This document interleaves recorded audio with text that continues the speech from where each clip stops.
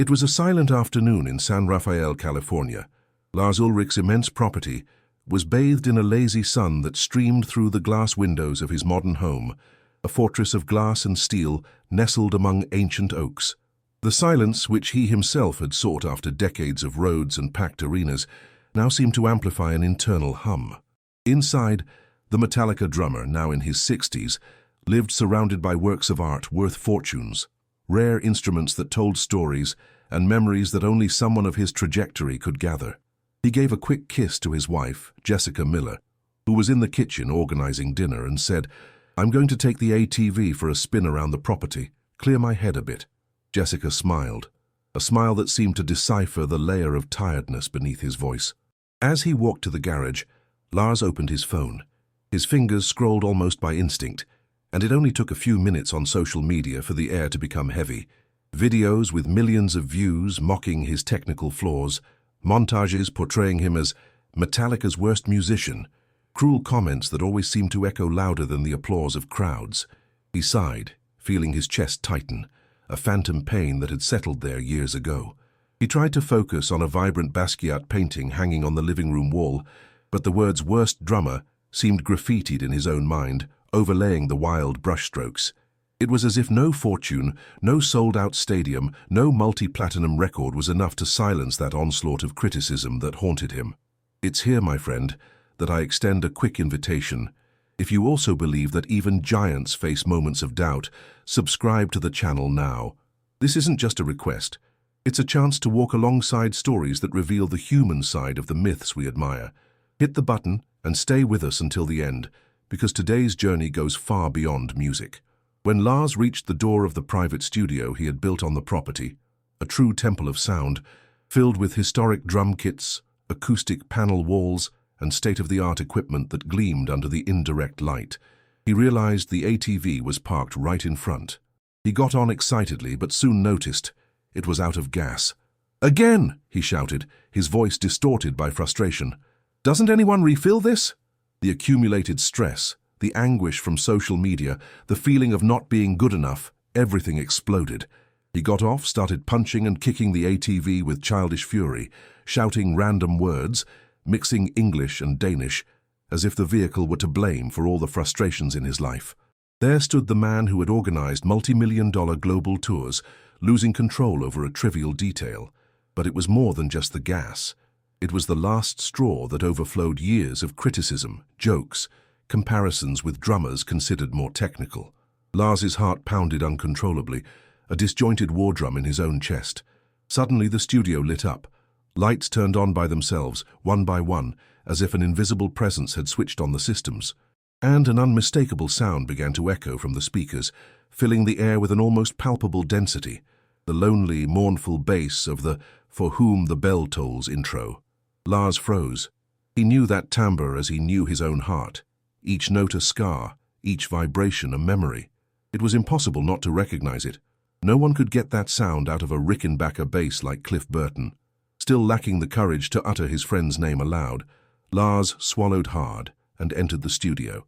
The atmosphere was filled with a dense energy, a chill that didn't come from the air conditioning, but from something that defied time, that came from a place beyond comprehension. And then he heard, "Hello, Ulrich." The voice was calm, deep, laden with a serenity that seemed to cross dimensions, as if each word had been polished by eternity. Before him, materializing in layers of shadow and light that danced in the air, stood Cliff Burton, the legendary bassist, dead in 1986, but there, alive, whole, with the serene gaze of one who brought peace from the other side. "Aren't you scared, Lars?" Cliff asked, crossing his arms, a slight smile playing on his lips. The drummer hesitated, his body tingling with an electric current that wasn't fear, but recognition, yet he didn't back down. "No fear. I've felt you since that accident in Sweden. I just didn't know you could appear like this for real." Cliff smiled with irony and a touch of affection. "To be honest, I didn't know either, but when I saw you throwing a tantrum like a spoiled child out there, I thought, it's time to intervene. What's wrong with you, old man? You who always had the vision, who wouldn't stop calling record labels and promoters, who dreamed of filling stadiums when we were sleeping on the floor of the van eating cold pizza. What broke you down like this?" It was then that Lars opened his heart, words pouring out like a long-held torrent. His voice choked. He confessed years of anguish. "Cliff, I can't take the mockery anymore. More than 10 years of seeing videos about how I'm the worst in Metallica. Every concert where I miss a beat becomes a joke. I feel like James is going to replace me any moment, that I'm just going to become a businessman for the band, not the drummer." Cliff shook his head, his eyes fixed on Lars's, an intensity that penetrated his soul. "Do you hear yourself? Lars, you founded this whole damn band. You are the engine of Metallica. James, Kirk, Rob, they are giants, but Metallica exists because you had the vision and the persistence. You're not just a drummer. You are the most relentless manager in metal, comparable only to Steve Harris of Iron Maiden. You guys aren't just bands. You're immortal brands that changed the world. And you come to tell me you're worried about YouTubers looking for clicks to earn $1,000 in monetization? What a joke, Lars, what a joke." Cliff went even deeper, his voice gaining an authority that came from another plane. "Lars, tell me, has James ever criticized you? Kirk, Dave Lombardo, Neil Peart, Eloy Casagrande, Mike Portnoy?" Lars remained silent, taking a deep breath, the truth settling in his mind. "No, never." Cliff pointed his finger firmly, almost touching Lars's chest.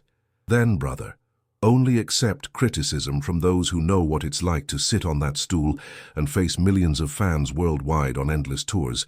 The rest? It's pure envy. They're idiots who never played anything and turned their insignificance into hatred. Forget the useless ones.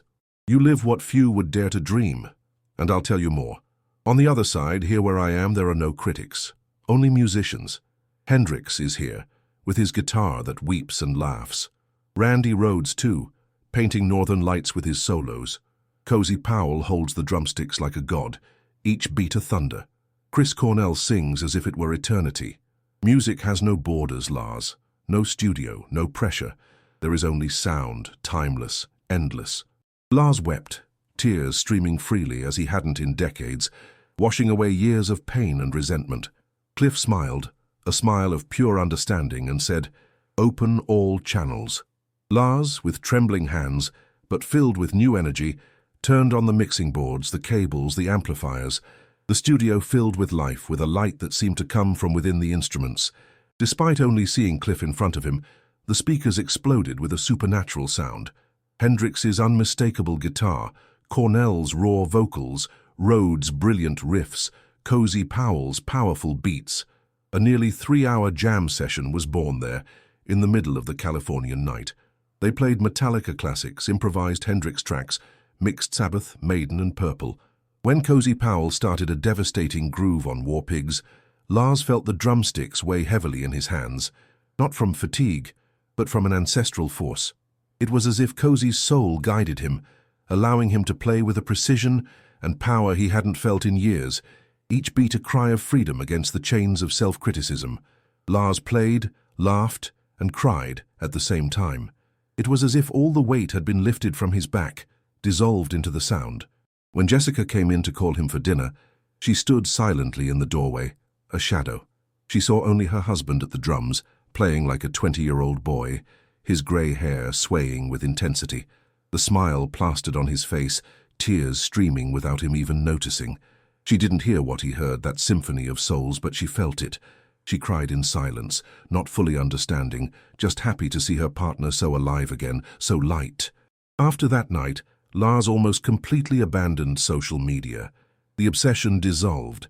He started taking better care of himself, his mind, drawing closer to his family and friends. He became the man who laughed loudly, who organized dinners, who didn't carry so much invisible weight. And then came May 2025. Metallica took the stage at Lane Stadium, Virginia Tech, for over 66,000 people. When Enter Sandman began, something happened. As Lars came in with the drums, the entire crowd jumped in unison, a human wave that reverberated through the ground. The tremor was so intense that local seismographs registered it as a small earthquake, the famous Metallica quake. The world reported it. Science confirmed the force of the music and the audience had shaken the earth. Lars smiled on stage, drumsticks raised in the air, and silently thanked, "Thank you, Cliff." At that exact moment, a familiar shiver ran down his spine. And for a second he swore he could smell beer and sweat and a slight touch on his shoulder, just like in the old days, a reminder that music and friendship transcend any border. And now I ask you, listening to us, how many times have you let the opinion of strangers dictate your worth? How many opportunities have you missed out on living due to fear of criticism?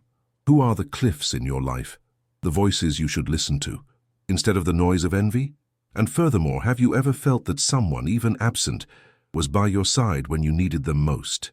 This is the essence of our story. May it inspire you to filter the voices that truly matter and to move forward, even with fear. Because in the end, what remains are not the critics, it's the music you left in the world. Thank you for staying until the end. If this story touched you, subscribe to the channel, share it with someone who needs this reminder, and leave in the comments, what was the invisible advice that changed your life? Because in the end, we all have our own mentors from beyond. The difference is, are we willing to listen to them?